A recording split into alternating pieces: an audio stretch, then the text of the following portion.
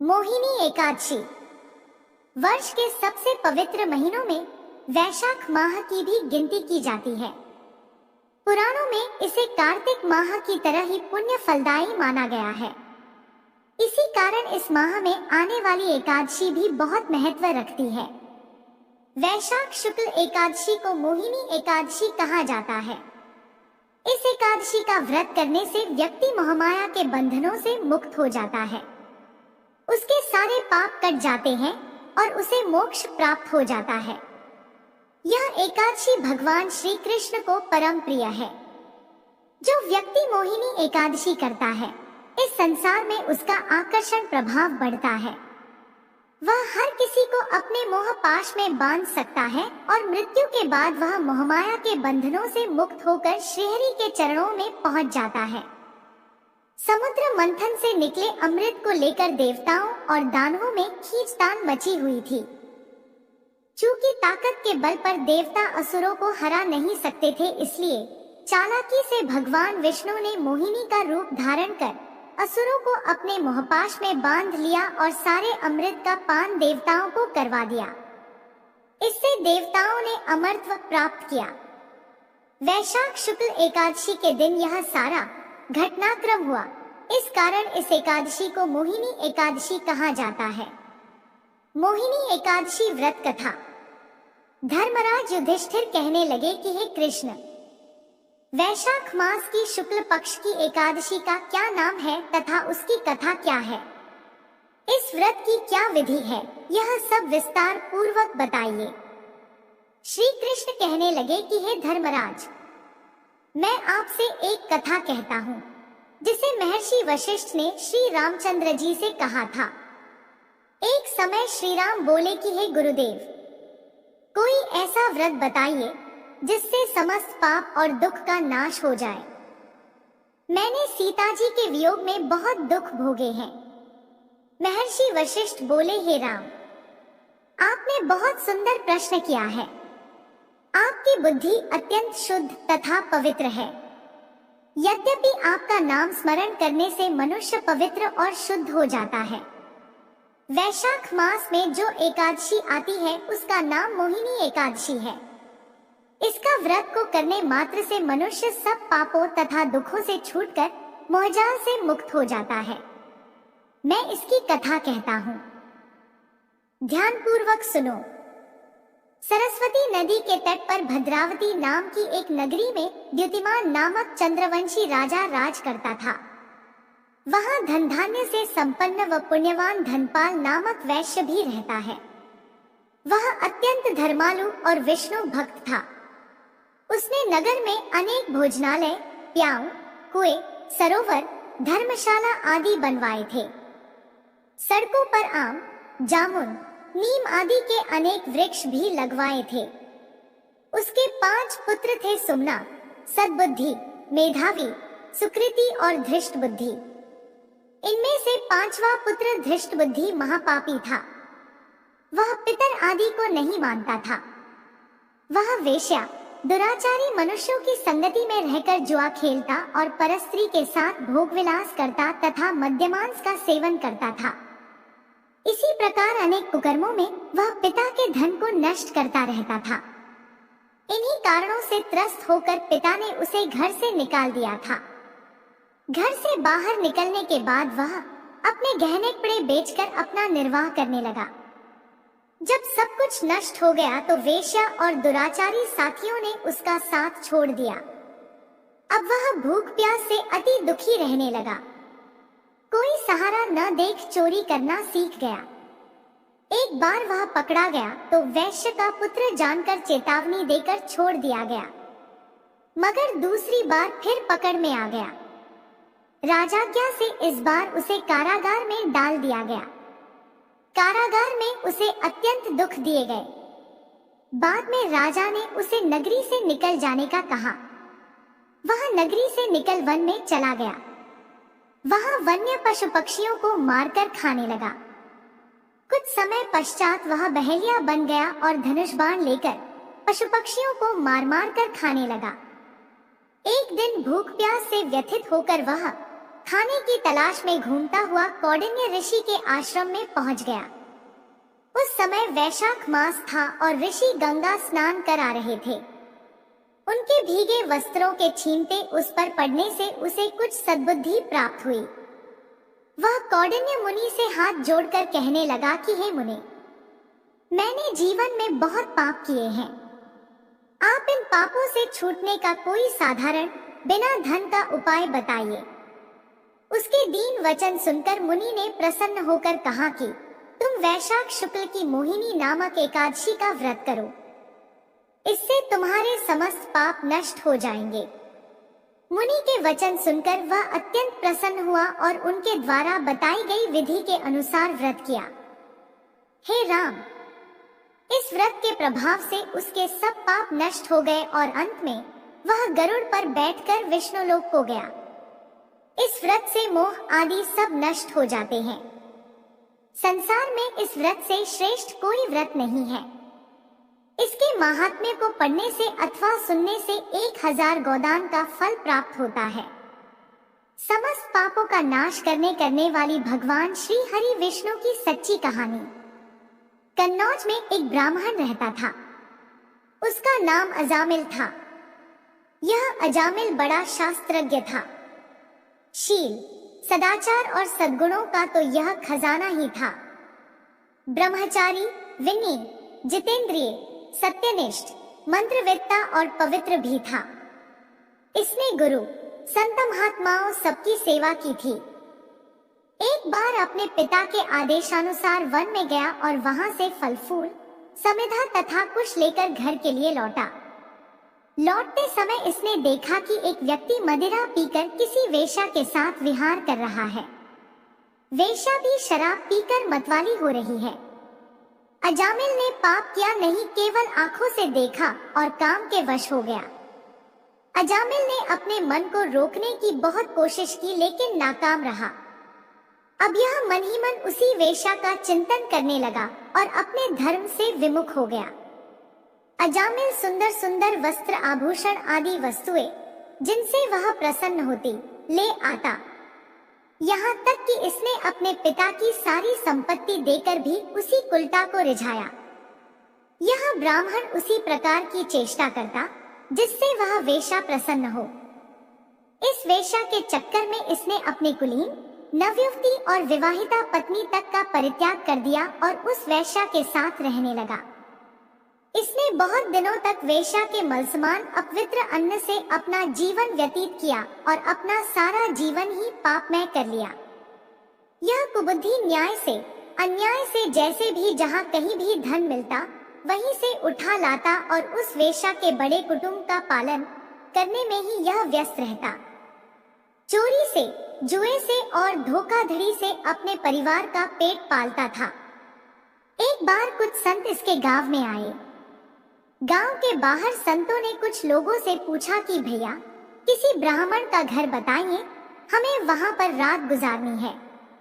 इन लोगों ने संतों के साथ मजाक किया और कहा, संतों, हमारे गांव में तो एक ही श्रेष्ठ ब्राह्मण है जिसका नाम है अजामिल, और इतना बड़ा भगवान का भक्त है कि गांव के अंदर नहीं रहता, गांव के बाहर ही रहता है। अब संत जन अजामिल के घर पहुंचे और दरवाजा खटखटाया। भक्त अजामिल, दरवाजा खोलो। जैसे ही अजामिल ने आज दरवाजा खोला तो संतों के दर्शन करते ही मानो आज अपने पुराने अच्छे कर्म उसे याद आ गए। संतों ने कहा कि भैया, रात बहुत हो गई है, आप हमारे लिए भोजन और सोने का प्रबंध कीजिए। अजामिल ने सुंदर भोजन तैयार करवाया और संतों को करवाया। जब अजामिल ने संतों से सोने के लिए कहा तो संत कहते हैं, भैया, हम प्रतिदिन सोने से पहले कीर्तन करते हैं। यदि आपको समस्या न हो तो हम कीर्तन कर लें। अजामिल ने कहा, आप ही का घर है महाराज, जो दिल में आए सो करो। संतों ने सुंदर कीर्तन प्रारंभ किया और उस कीर्तन में अजामिल बैठा। सारी रात कीर्तन चला और अजामिल की आंखों से खूब आंसू गिरे। मानो आज आंखों से आंसू नहीं, पाप धुल गए हैं। सारी रात भगवान का नाम लिया। जब सुबह हुई संत जन चलने लगे तो अजामिल ने कहा, महात्माओं, मुझे क्षमा कर दीजिए, मैं कोई भक्त वक्त नहीं हूँ, मैं तो एक महापापी हूँ। मैं वैश्या के साथ रहता हूँ और मुझे गांव से बाहर निकाल दिया गया है। केवल आपकी सेवा के लिए मैंने आपको भोजन करवाया, नहीं तो मुझसे बड़ा पापी कोई नहीं है। संतों ने कहा, अरे अजामिल, तूने ये बात हमें कल क्यों नहीं बताई? हम तेरे घर में रुकते ही नहीं। अब तूने हमें आश्रय दिया है तो चिंता मत कर। ये बता, तेरे घर में कितने बालक हैं? अजामिल ने बता दिया कि महाराज 9 बच्चे हैं और अभी ये गर्भवती है। संतों ने कहा कि इस बार जो तेरे संतान होंगी वो तेरे पुत्र होगा और तू उसका नाम नारायण रखना। जा, तेरा कल्याण हो जाएगा। संत जन आशीर्वाद देकर चले गए। समय बीता, उसके पुत्र हुआ, नाम रखा नारायण। अजामिल अपने पुत्र नारायण में बहुत आसक्त था। अजामिल ने अपना संपूर्ण हृदय अपने बच्चे नारायण को सौंप दिया था। हर समय अजामिल कहता था, नारायण भोजन कर लो, नारायण पानी पी लो, नारायण तुम्हारा खेलने का समय है, तुम खेल लो। हर समय नारायण नारायण करता था। इस तरह 88 वर्ष बीत गए। वह अतिशय मूढ़ हो गया था। उसे इस बात का पता ही न चला कि मृत्यु मेरे सिर पर आ पहुंची है। अब वह अपने पुत्र बालक नारायण के संबंध में ही सोचने विचारने लगा। इतने में ही अजामिल ने देखा कि उसे ले जाने के लिए यमराज के दूत आए हैं और वह नारायण नारायण पुकारने लगा। भगवान के पार्षदों ने देखा कि यह मरते समय हमारे स्वामी भगवान नारायण का नाम ले रहा है, उनके नाम का कीर्तन कर रहा है। अतः वे बड़े वेग से झटपट वहां आ पहुंचे। उस समय यमराज के दूत दासीप्ती अजामिल के शरीर में से उसके सूक्ष्म शरीर को खींच रहे थे। विष्णु दूतों ने बलपूर्वक रोक दिया। उनके रोकने पर यमराज के दूतों ने उनसे कहा, अरे धर्मराज की आज्ञा का निषेध करने वाले तुम लोग हो कौन? तुम किसके दूत हो? कहां से आए हो और इसे ले जाने से हमें क्यों रोक रहे हो? जब यमदूतों ने इस प्रकार कहा, तब भगवान नारायण के आज्ञाकारी पार्षदों ने हंसकर कहा, यमदूतों, यदि तुम लोग सचमुच धर्मराज के आज्ञाकारी हो तो हमें धर्म का लक्षण और धर्म का तत्व सुनाओ। दंड का पात्र कौन है? यमदूतों ने कहा, वेदों ने जिन कर्मों का विधान किया है वे धर्म है और जिनका निषेध किया है वे अधर्म है। वेद स्वयं भगवान के स्वरूप है। वे उनके स्वाभाविक श्वास प्रश्वास एवं स्वयं प्रकाश ज्ञान है, ऐसा हमने सुना है। पाप कर्म करने वाले सभी मनुष्य अपने अपने कर्मों के अनुसार दंडनीय होते हैं। भगवान श्री हरि विष्णु जी के पार्षदों ने कहा, यमदूतों, यह बड़े आश्चर्य और खेद की बात है कि धर्मज्ञों की सभा में अधर्म प्रवेश कर रहे हैं, क्योंकि वहां निरपराध और अदंडनीय व्यक्तियों को व्यर्थ ही दंड दिया जाता है। यमदूतों, इसने कोटि कोटि जन्मों की पाप राशि का पूरा पूरा प्रायश्चित कर लिया है, क्योंकि इसने विवश होकर ही सही भगवान के परम कल्याण में मोक्षप्रद नाम का उच्चारण तो किया है। जिस समय इसने नारायण इन 4 अक्षरों का उच्चारण किया, उसी समय केवल उतने से ही इस पापी के समस्त पापों का प्रायश्चित हो गया। चोर, शराबी, मित्रद्रोही, ब्रह्मघाती, गुरुपत्नीगामी ऐसे लोगों का संसर्गी, स्त्री, राजा, पिता और गाय को मारने वाला, चाहे जैसा और चाहे जितना बड़ा पापी हो, सभी के लिए यही इतना ही सबसे बड़ा प्रायश्चित है कि भगवान के नामों का जाप किया जाए, क्योंकि भगवान नामों के उच्चारण से मनुष्य की बुद्धि भगवान के गुण, लीला और स्वरूप में रम जाती है और स्वयं भगवान की उसके प्रति आत्मीय बुद्धि हो जाती है। तुम लोग अजामिल को मत ले जाओ, इसने सारे पापों का प्रायश्चित कर लिया है, क्योंकि इसने मरते समय भगवान के नाम का उच्चारण किया है। इस प्रकार भगवान के पार्षदों ने भागवत धर्म का पूरा निर्णय सुना दिया और अजामिल को यमदूतों के पास से छुड़ाकर मृत्यु के मुख से बचा लिया। भगवान की महिमा सुनने से अजामिल के हृदय में शीघ्र ही भक्ति का उदय हो गया। अब वह अपने पापों को याद करके बड़ा पश्चाताप करने लगा। अजामिल मन ही मन सोचने लगा, अरे मैं कैसा इंद्रियों का दास हूँ। मैंने एक दासी के गर्भ से पुत्र उत्पन्न करके अपना ब्राह्मणत्व नष्ट कर दिया। यह बड़े दुख की बात है। धिक्कार है, मुझे बार बार धिक्कार है। मैं संतों के द्वारा निंदित हूँ, पापात्मा हूँ। मैंने अपने कुल में कलंक का टीका लगा दिया। मेरे माँ बाप बूढ़े और तपस्वी थे, मैंने उनका भी परित्याग कर दिया। मैं कितना कृतघ्न हूँ। मैं अब अवश्य ही अत्यंत भयावने नरक में गिरूंगा, जिसमें गिरकर धर्मघाती पापात्मा कामी पुरुष अनेकों प्रकार की यमयातना भोगते हैं। कहाँ तो मैं महाकपटी, पापी, निर्लज्ज और ब्रह्मतेज को नष्ट करने वाला, तथा कहाँ भगवान का वह परम मंगलमय नारायण नाम। सचमुच मैं तो कृतार्थ हो गया। अब मैं अपने मन, इंद्रिय और प्राणों को वश में करके ऐसा प्रयत्न करूंगा कि फिर अपने को घोर अंधकार में नरक में न डालूं। मैंने यमदूतों से डर के अपने पुत्र नारायण को पुकारा और भगवान के पार्षद प्रकट हो गए।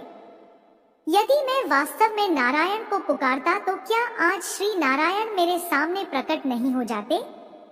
अब अजामिल के चित्त में संसार के प्रति तीव्र वैराग्य हो गया।